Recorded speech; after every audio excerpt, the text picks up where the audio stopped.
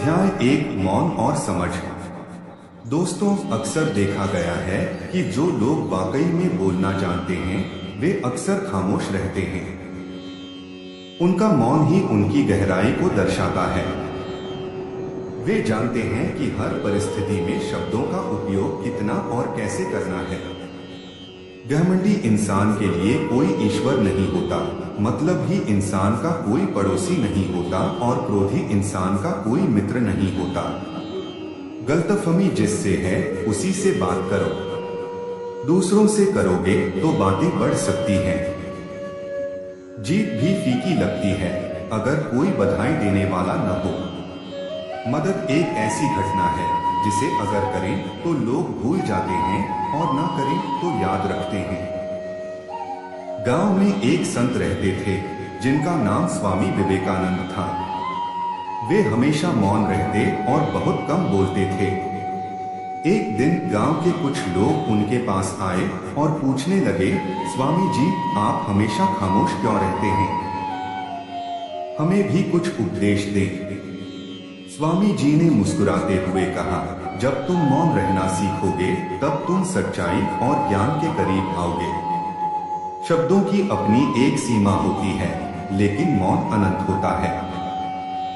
गांव वालों ने स्वामी जी की बातों का महत्व समझा और धीरे धीरे मौन के महत्व को अपनाने लगे। उन्होंने देखा कि उनकी जिंदगी में शांति और संतोष बढ़ने लगे। अध्याय 2 कठिन फैसले और अकेलापन। अक्सर अकेलापन वही महसूस करता है जो जिंदगी में कठिन फैसलों को चुनता है। जब तक तुम्हारे पास पैसा है, दुनिया पूछेगी, भाई तू कैसा है? इस दुनिया का कोई रंग और ढंग नहीं है। पैसा पास है तो सब कुछ है, वरना कोई नहीं सुनता। आदमी अच्छा था, ये सुनने के लिए आपको मरना पड़ता है। यही जीवन की कड़वी सच्चाई है। रामू एक साधारण किसान था जिसने अपने मेहनत के बल पर बहुत बड़ा खेत खरीदा था। एक दिन उसके दोस्त ने उसे एक जोखिम भरा व्यापार में पैसा लगाने का सुझाव दिया। रामू ने सोचा कि अगर वह सफल हुआ तो उसकी आर्थिक स्थिति और भी बेहतर हो जाएगी। उसने अपनी सारी जमा पूंजी उस व्यापार में लगा दी। लेकिन दुर्भाग्य से व्यापार विफल हो गया और रामू कंगाल हो गया। रामू को अकेलापन और निराशा ने घेर लिया, क्योंकि अब कोई भी उसका साथ देने को तैयार नहीं था। लेकिन रामू ने हार नहीं मानी। उसने अपनी मेहनत और लगन से फिर से अपने खेत को संवारना शुरू किया। धीरे धीरे उसकी मेहनत रंग लाई और उसका खेत फिर से हरा भरा हो गया। उसने सीख लिया कि कठिन फैसले अकेले लेने पड़ते हैं और सफलता भी उसी की होती है जो अपने पैरों पर खड़ा होता है। अध्याय 3 श्रीमद् भगवत गीता के अनमोल वचन। साथियों, आज हम बात करेंगे श्रीमद् भगवत गीता के अनमोल वचन के बारे में। इस वीडियो को अंत तक देखिए और मैं आपको पूरे गारंटी के साथ कह सकता हूं कि अगर आपने इसे अंत तक देखा तो आपका जीवन बदल जाएगा। अर्जुन महाभारत के युद्ध में अपने परिवार के खिलाफ लड़ने से हिचकिचा रहे थे। तब श्री कृष्ण ने उन्हें गीता का उपदेश दिया।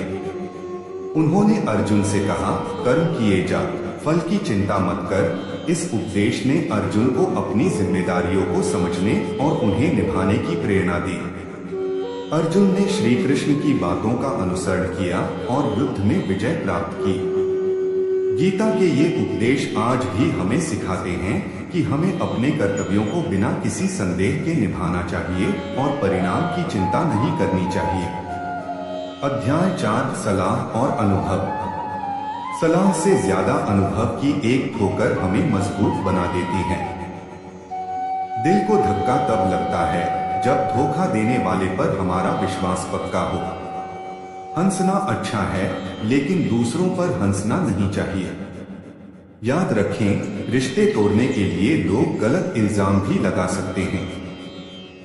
दोस्त अमीर या गरीब होने से कोई फर्क नहीं पड़ता, बल्कि यह मायने रखता है कि वे आपके बुरे समय में आपके साथ कितने खड़े रहते हैं।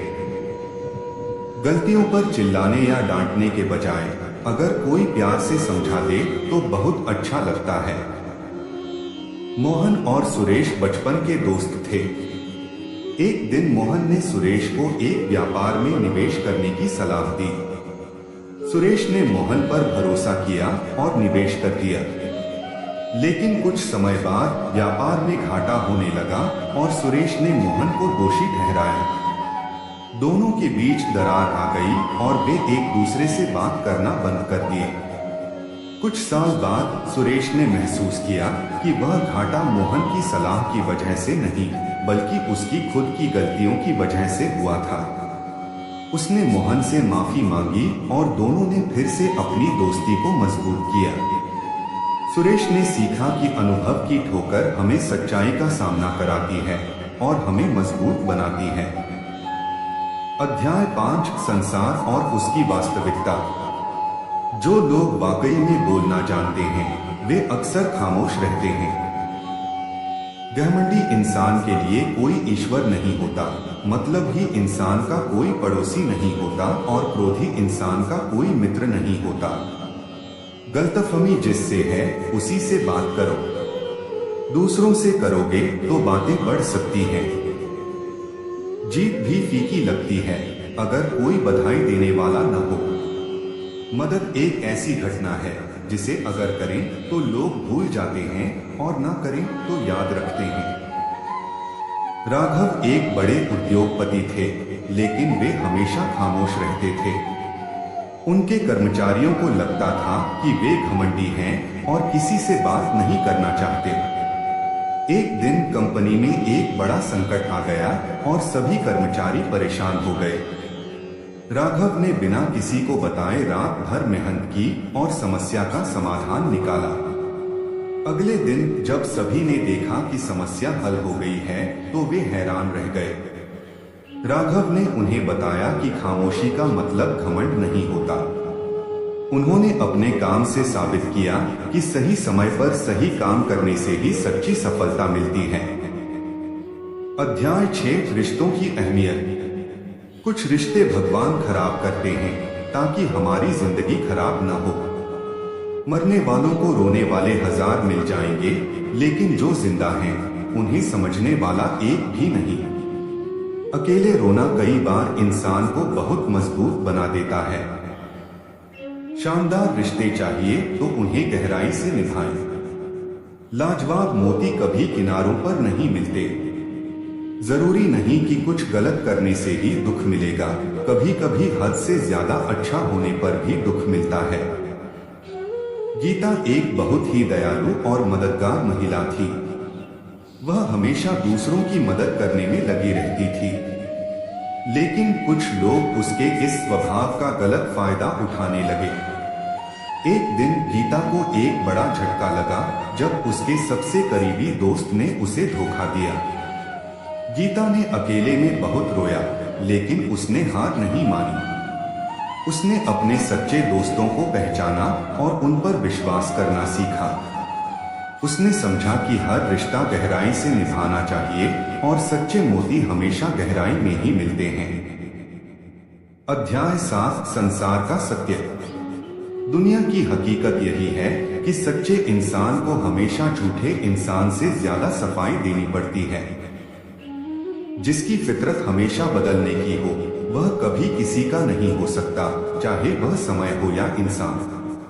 अपनापन तो हर कोई दिखाता है, पर असल में कौन अपना है यह वक्त ही बताता है। दिल की बातें हर किसी को बताना छोड़ दें। फिर से प्रयास करने से मत घबराएं, क्योंकि इस बार शुरुआत सुनने से नहीं अनुभव से होगी। अजय एक सच्चा और ईमानदार व्यक्ति था। उसे अपने ऑफिस में हर किसी से झूठे आरोपों का सामना करना पड़ा।